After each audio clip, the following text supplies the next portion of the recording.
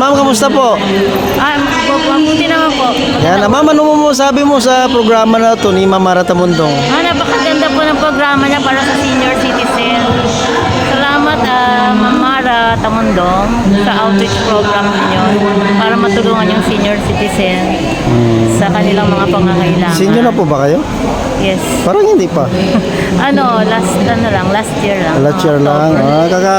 Kaka-senior. Masaya. So sa ating Pangulong Bongbong Marcos, baka may mensahe kayo, ma'am. Salamat po Pangulong Bongbong Marcos para sa mga programa ng senior citizen.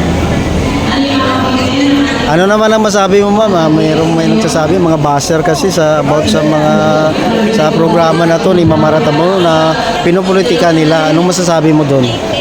Mag-focus na lang po tayo sa mga ginagawa ni Ma'am Mara Tamundong kasi maraming benepisyo ang mga senior citizen dito sa kabutihan nila.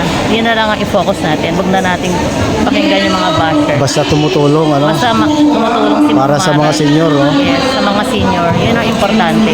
Yung mga nagagawa niyang mabuti sa mga senior. Salamat po, ma'am. Salamat po. Thank you. So, ma'am, anong masabi mo sa programa na to ni Ma'am Mara Tamundong? Ako po ay labis na nagpapasalamat kasi ngayon nabibigyan kami ng ang tawag dito ng kahalagahan bilang senior citizen na ako. Malaking tulong sa amin ito na nabibigyan kami ng mga benepisyo at sa pamamagitan ni Ma'am Mara na siya yung ang kumikilos or nagpapakita sa amin ng paraan, paano gagawin, saan pupunta.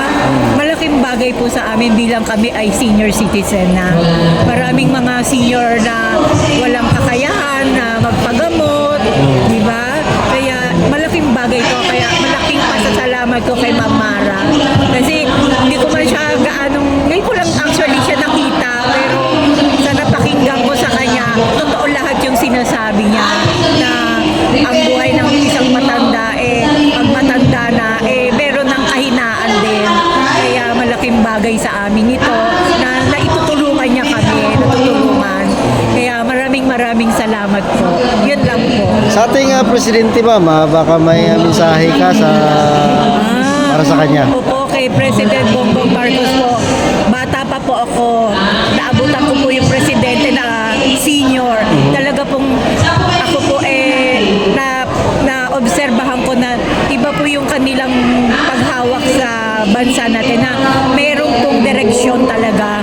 Tsaka talagang malaking bagay po na iaangat nila ang bansang Pilipinas. Natutulungan nila ang buong Pilipinas po. Hindi lang sa isang lugar, lahat po natutulungan nila. Nagagabayan nila, natutulungan nila ang bawat Pilipino po. Kung anumang problema, disaster, bagyo, lindol, natutulungan po nila. Sa edukasyon din po, gano'n, marami pong nabago. Salamat po ng marami sa ating presidente. Maraming So, ma'am, salamat ano po. naman ang ma-message mo? Kasi mayroong mga taong parang sinasabi nila, pinupolitika nila itong programa na to ni Ma'am Ay, huwag Mara niyo na po akong videohan, sir. Ayaw niya. So, anong masabi mo sa mga bashers? So, sabi pamumulitika sa programa na to? Ang masasabi ko lang hayaan na lang nating tumulong sila sa tao. Wala namang masama yung ginagawa nila tumutulong sila.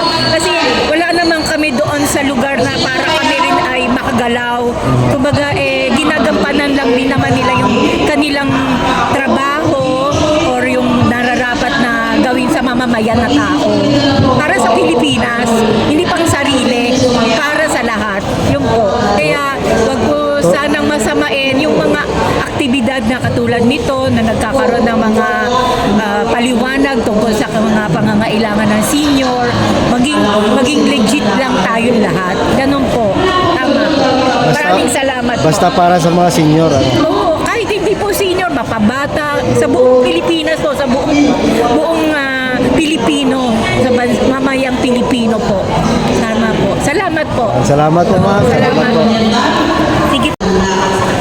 Lagi pala na sa bar si tatay, pala sa ay wala kang mahanap na tuko doon kasi karaoke bar yun. Kung talaga, paano makakahanap? Ito ka pala tumatambay. Wow, ng babae.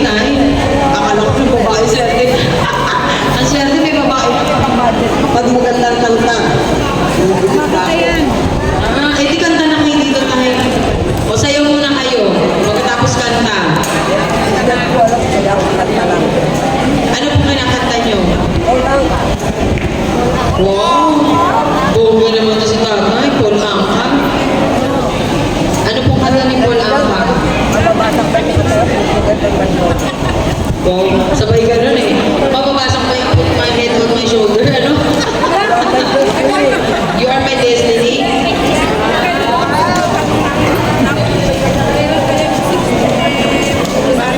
Ayaw ka lang tumambay sa karaoke bar. Wala kang mahanap ng forever doon.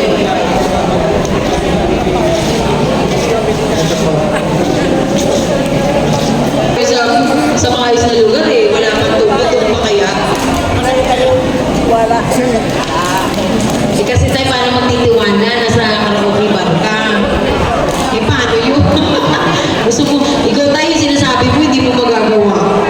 Kasi hinahanap mo tiwala. Paano magtitiwala yung babae